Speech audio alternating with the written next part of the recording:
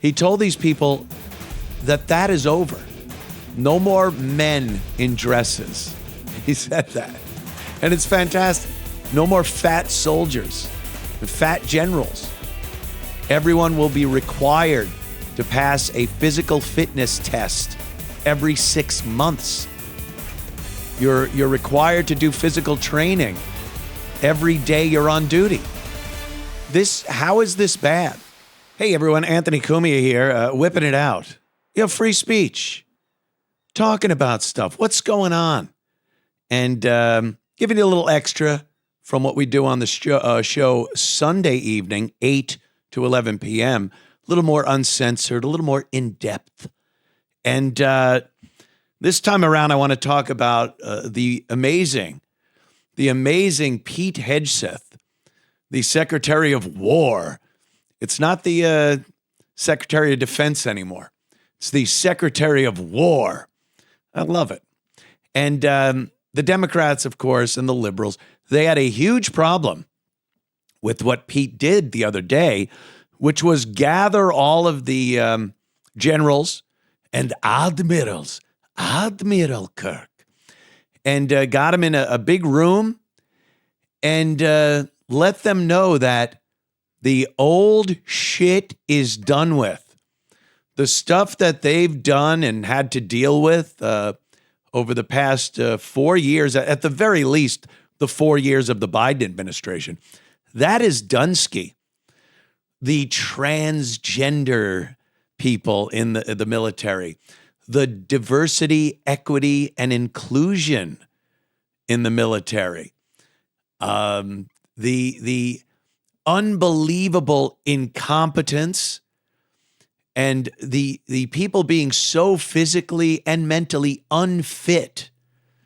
And during the Biden administration, and even now you hear from the liberals and the Democrats saying how this is a great thing. All of those things, the transgender people, the fat soldiers, the incompetent people put in positions of power just based on race, religion, sexuality. They tell you that this is the best thing that could possibly happen to our military. They mean it the whole country, but the military in particular. Anyone with any common sense realizes it's the worst possible thing for the military. The military isn't a democracy. It's not this illusion they have about America, that America is this country where people can come from anywhere and do whatever they please. You know, we've seen the damage that is done to our country. People that come in here from other lands and don't even like America. People that have mental illnesses that, the left looks at as wonderful people with amazing lives, and we should all be tolerant and inclusive and celebrate them. Meanwhile, anyone with common sense realizes they're mental patients. So the military is a fighting force. That's what it is. It's not a social experiment for the latest trend or the latest nut jobs to exercise their insanity. This is a fighting force. And over the centuries, couple of centuries that we've had a military in the United States, it's imperative that it be a strong, cohesive unit with strong leadership. And this has gone to the wayside. And what has taken its place of late has been the same bullshit social experiment we've seen with our own country. And it doesn't work. It only has made the military weaker over the course of the years of having people like Biden in there, or his administration. I never like saying Biden because he wasn't running anything. His administration. And it's done so much damage. So much damage. Do you think Vladimir Putin or Xi over there in China, or Kim Jong-un, or any of the tyrannical dictators that want to do their thing. They want to invade. They want to take land that isn't theirs. They want to oppress people. You think they were afraid of the United States military when they saw a man in the little military skirt with his stockings and his smart shoes and his wig and a little makeup? You think that struck fear in the heart of Vladimir Putin? Or do you think they laughed? Do you think they were laughing at the United States military? I have to think the latter. I have to think they were laughing. And it took Donald Trump getting in and appointing people like Pete Hegseth. This is a soldier. This is a guy, when he talks physical fitness and that the military leadership and soldiers should be made up of people that are fit, that are physically able to do the job of being a soldier. He talks about it. And then when he meets with the soldiers, he joins them for physical training. He's running with a rucksack on. He's doing the calisthenics. He's making sure that he sets an example. His leadership is getting involved and showing this is what you do. He's not just talk. So getting back to what I started with, the Democrats are livid that at the cost of reportedly $6 million, a bargain if you ask me, he got all of the leadership, all those generals and admirals in one place, took to the stage and addressed them. And how they see this as a bad thing is beyond me. Well, they'll see anything that the Trump administration does as a bad thing. So he gets up there, and it was a great moment. He told these people that is over. No more men in dresses. He said that. And it's fantastic. No more fat soldiers and fat generals. Everyone will be required to pass a physical fitness test every 6 months. You're required to do physical training every day you're on duty. How is this bad? I was watching, of course, a clip from The View, the gals of The View. And boy, if anyone knows the military and what makes for a strong military, it's the gals sitting around the old table at The View, sipping their coffee, isn't it? They couldn't fathom why Pete Hegseth would call all these generals and admirals in front of him and not give them what The View called an uplifting speech. Because that's what they've done for years. It's all about making people feel good, inclusion, tolerance, celebration. Well, sometimes when you get a group of people in front of you and you want to let them know with no doubt whatsoever that there's a new sheriff in town and we're not doing things like that anymore, it might not be an uplifting speech. It'll be factual. It'll be important. It'll be pertinent. But maybe they won't leave feeling all good about themselves.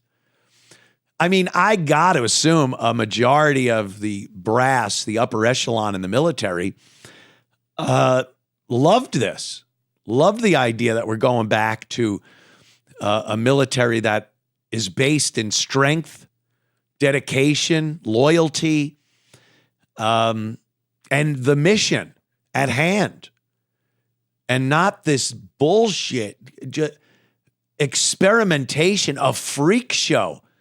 When I saw videos of guys on carriers or in submarines, and they're femboys with makeup on, and they're talking about how they're just going to strut around the ship for the day, that's laughable. That does not make a strong military.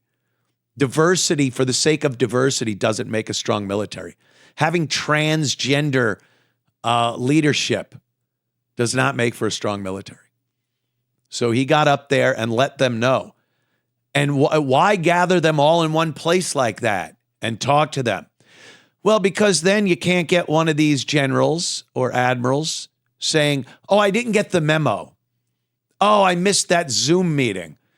Oh, my guy didn't tell me that you had said this, or he got them all right in front of him, pointed at them, and said, this is how we're doing things now.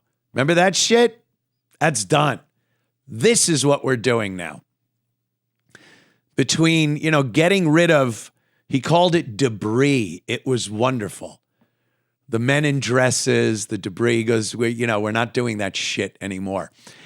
Debris, just stuff that's in the way, stuff that gets, mucks up the works. And that's exactly what's been happening. People have, the Biden administration just abused the American military and turned it into a freak show. It's bad enough we have to walk around and look at our cities, even our government officials, and see that nonsense.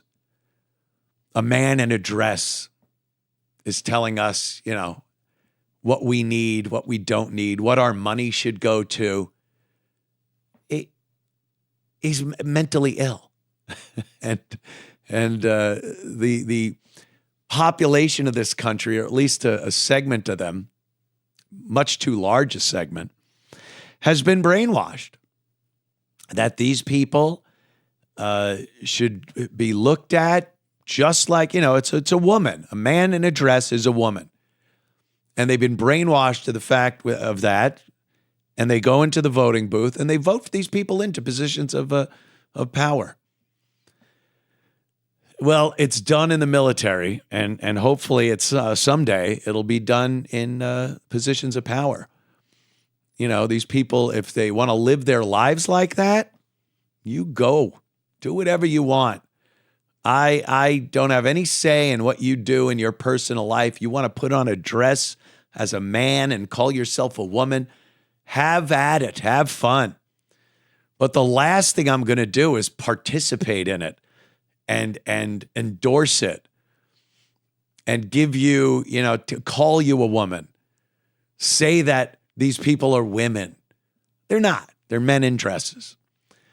And as far as the United States military goes, it was very, very refreshing to see Pete Hegseth get up there and lay it out in simple, plain English that wasn't another one of our leaders treading lightly around eggshells, worried that they're going to say something that's going to upset some group. Who cares? What is best for America? Say that. Speak that.